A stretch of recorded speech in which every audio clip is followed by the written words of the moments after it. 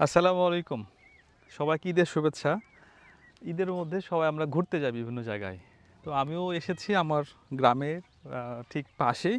এগুলোকে প্রজেক্ট বলে। আশেপাশে অনেকগুলো পুকুর আছে। তো এই জায়গাগুলো দেখেন, চারিদিকে পুকুর, এই যে কলার গাছ, ওইদিকে আমের গাছ আছে। এই জায়গাটা কিন্তু সত্যি অনেক সুন্দর। আমরাও টাকা পয়সা খরচ করে দেশে বিদেশে কত জায়গায় ঘুরতে যাই। অথচ নিজের বাড়ির পাশেই কিন্তু অনেক সুন্দর জায়গা আছে।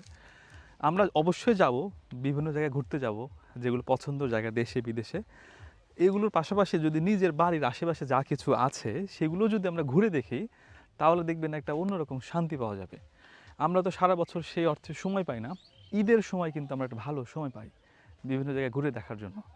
তো আশা করছি আপনারা যারা ঈদে গ্রামে গিয়েছেন তারা সবাই ঘুরছেন এবং নিজের জীবনটাকে পরিবারকে নিয়ে উপভোগ করছেন। সবাই খুব ভালো থাকবেন।